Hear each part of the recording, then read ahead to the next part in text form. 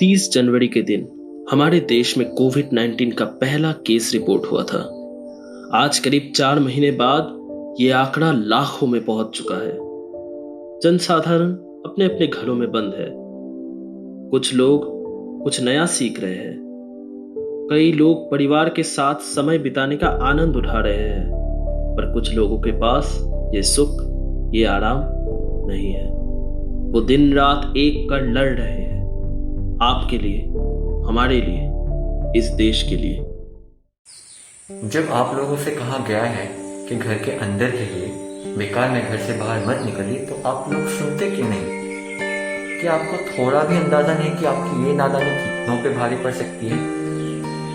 इसके बावजूद कई लोग घर से घूमने के लिए निकल रहे हैं, कई लोग मॉर्निंग वॉक पे जा रहे हैं। ये ना उन लोगों में से है जिन्हें लगता है कि उनके साथ कभी कुछ बुरा हो भी नहीं सकता, और जब हम पुलिस इन लोगों को रोके तो ये लोग हमें ही कुछ बुरा भला बोलने लग जाते हैं। मेरे पापा की तरह ऐसे कई पुलिस वाले अपने घर के अंदर नहीं जा रहे हैं, बस ताकि उनका परिवार सुरक्षित रहे। फिर भी कई लोग ऑलरेडी इन्फेक्ट हो चुके हैं और कईयों की भी तो डेथ भी हो चुकी है। फिर भी वो पीछे नहीं हटेंगे, आपकी सुरक्षा करते रहेंगे, फिर चाहे वो कोरोना वायरस हो या फिर कुछ लोगों की फैलाई हुई हिंसा।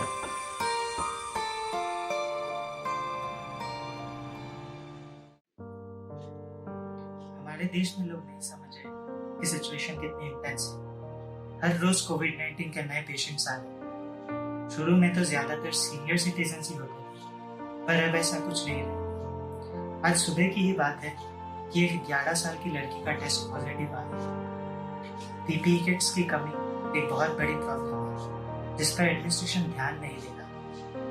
कितने हॉस्पिटल्स में डॉक्टर को बस ग्लव्स और फेस मास्क से लिए गए हैं, जो उन्हें 2 से 3 दिनों तक यूज करना पड़ता है। That's something very unhygienic and it barely protects them from the deadly disease. मैं खुद 22 दिनों से घर नहीं गया ताकि अपनी फैमिली को सेफ रख सकूं। पिछले हफ्ते की बात है कि मेरा एक कलीग कोविड-19 से इन्फेक्ट हो गया। डर तो बहुत लगता है, लेकिन इस समय अगर हम जैसे डॉक्टर्स पीछे हट गए तो इस देश की वो हालत हो जाएगी जो किसी से देखी नहीं जाती।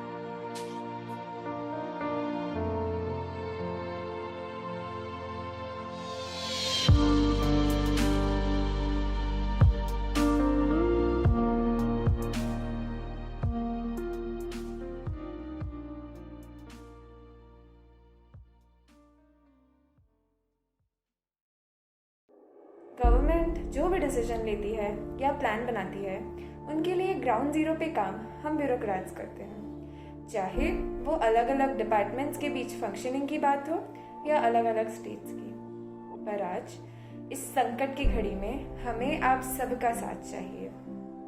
ढेर सारी प्लानिंग, सैकड़ों डिसीजंस और हजारों लोग एक मशीनरी की तरह इस पैंडेमिक से लड़ रहे हैं ताकि हम अपने देश को बचा सकें।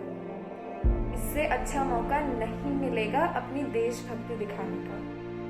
तो मैं आप सबसे बस यही रिक्वेस्ट करती हूँ कि आप सब लॉकडाउन का पूरी तरह से पालन करें और सारे इंस्ट्रक्शंस को फॉलो करें, ताकि हम सब मिलकर इस वायरस को हरा सकें और देश को जिता सकें।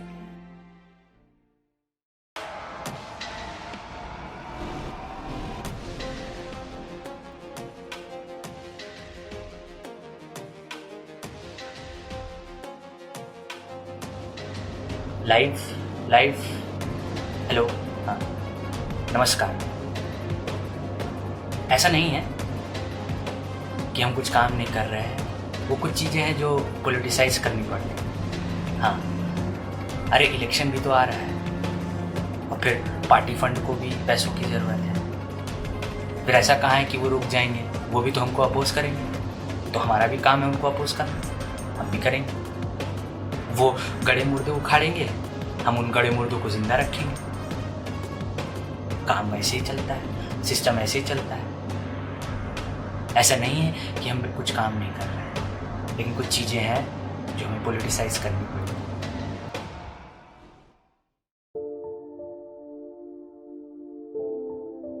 जान है तो जहान है, अपने घरों में रहे, सुरक्षित रहे। ये बातें हम पिछले कई दिनों से सुन रहे हैं। अब स्थिति कुछ ऐसी आ गई है कि लाखों लोगों के भविष्य खतरे में है और कईयों का वर्तमान। ये शायद कोरोना वायरस से तो बच जाएंगे, पर अपने जीवन में आए इस अचानक उथल पुथल से नहीं।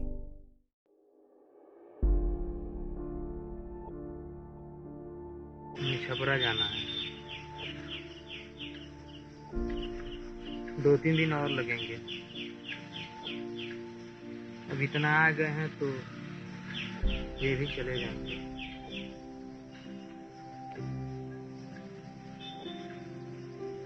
कोरोना हमको क्या करेगा साहब, भूख तो रोज मार रहा है।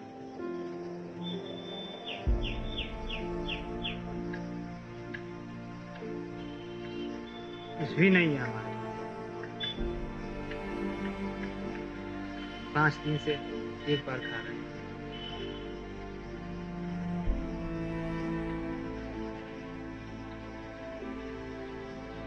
नहीं आएंगे इस बड़े लोग।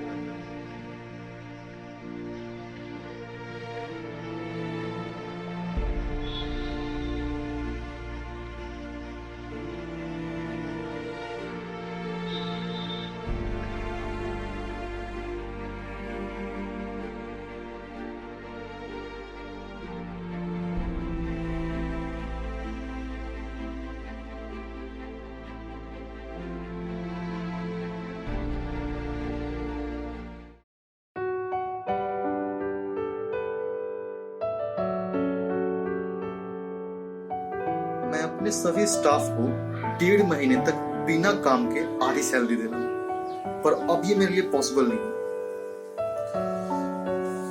लॉकडाउन की वजह से फैक्ट्री बंद पड़ी, माल रखे रखे खराब हो रहा है और बहुत सारे वर्कर्स अपने अपने घर जा चुके हैं। अब जो बचे हैं उन्हीं के साथ फैक्ट्री दोबारा शुरू करने की सोच रहा हूं। अब इन वर्कर्स को मैं रोक भी तो नहीं सकता, पता नहीं वे लोग कब तक लौट कर आए। बाकी कंपनी का जो भी नुकसान हुआ उसकी भरपाई करने के लिए मुझे बहुत सारे एम्प्लॉयज को निकालना पड़ेगा और कोई ऑप्शन भी तो नहीं है मेरे पास।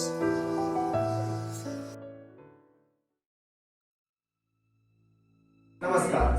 हम दुकानदार भी रोज कमाते हैं और रोज खाते हैं, पर जो 2 महीने से 3 महीने से दुकान नहीं खोली उसने हमारा जीना मुश्किल कर दिया है। मजदूरों के हक के बारे में सब कुछ सोच रहे हैं, सब सोच रहे हैं कि मजदूरों को कैसे घर पहुंचाया जाए। सरकार भी उनके बारे में योजनाएं बना रही है, पर हमारा क्या, हमारे बारे में कौन सोच रहा है, कौन योजनाएं बनाएगा। अब ऐसा तो है नहीं कि हर आदमी बड़ा दुकानदार है, कुछ तो हम जैसे छोटे लोग भी होते हैं।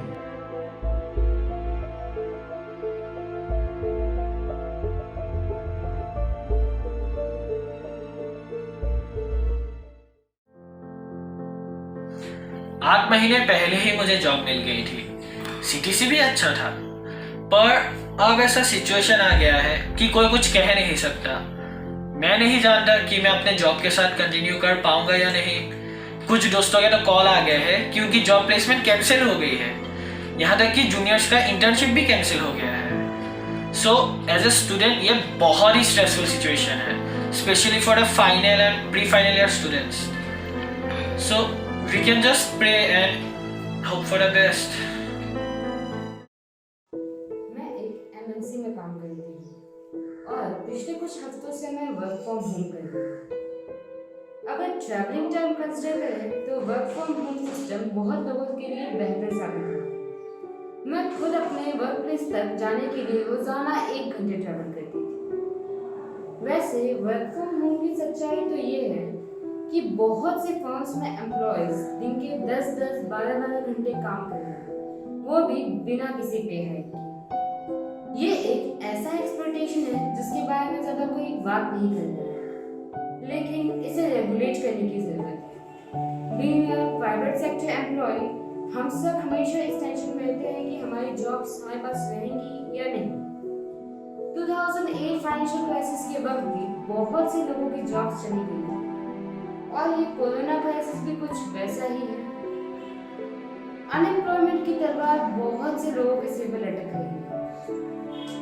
अब देखते हैं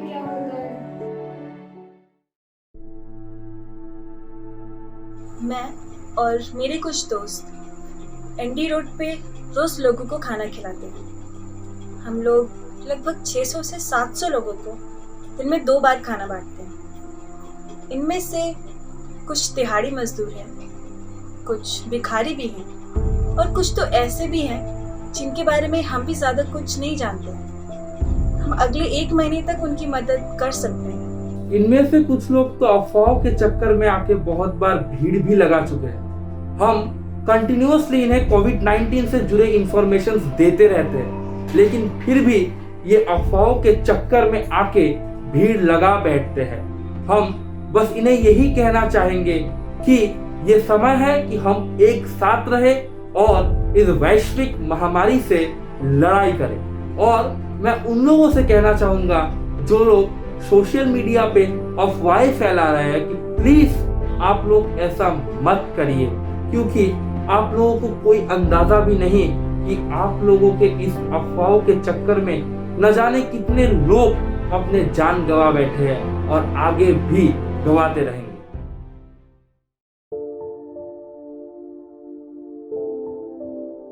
लाखों इन्फेक्टेड पेशेंट्स और हजारों मौतों के बाद भी कुछ लोग उतने सतर्क नहीं जितना उन्हें होना चाहिए।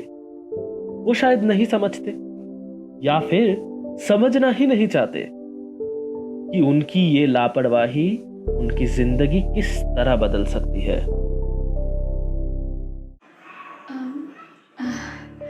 एक दिन अचानक से मुझे बहुत ज़्यादा थकान होने लगी। उसके 2-3 दिन बाद काफ़ी ज़्यादा पेट में दर्द होने लगा।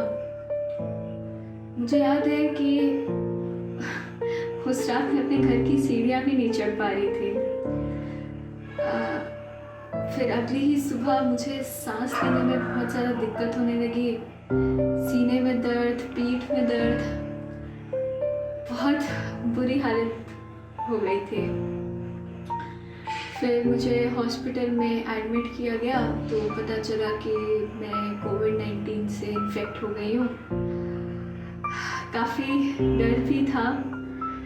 फिर कुछ दिनों में मेरे बार टेस्ट होने लगे क्योंकि ऑक्सीजन लेवल 60 से 65% पे आ जा रहा था। ऐसा लग रहा था कि सीने में कुछ चुभ रहा है, कि मेरी लंग्स में कुछ बार मुझे चुभन दे रहा है। पता चला कि ऑर्थोस्टैटिक हाइपोटेंशन का बहुत ही एक्सट्रीम केस है ये। मैं उन लोगों से कहना चाहती हूँ जो ये सोचते हैं कि कोरोना वायरस कोविड-19 बस सर्दी जुकाम है और ये ओवर हाइप्ड है, तो ऐसा नहीं है। मैं इस बीमारी से जीत कर आई हूँ और लड़ा है काफ़ी। मैंने देखा है अपने आसपास वाले पेशेंट्स को, मैंने मरते हुए देखा है। हॉस्पिटल में रहना इतना आसान नहीं होता, बहुत काफ़ी ही दर्दनाक है ये। तो सबसे यही कहूँगी कि प्लीज़ अपना ध्यान रखिए और ये मत सोचिए कि कोरोना वायरस कोई छोटी मोटी बीमारी है। तो क्या ये अंत है? तो क्या सब कुछ ऐसे ही खत्म होना था? तो क्या अब हम ऐसे ही जिएंगे? नहीं, हम लड़ेंगे और जीतेंगे भी। पहले कई बार हम सब जीते हैं, हमारा देश जीता है। आज का युद्ध अलग जरूर है, पर हम आज भी जीतेंगे। 135 करोड़ लोगों का संघर्ष जीतेगा और इस विपदा के बाद एक नए भारत का उदय होगा।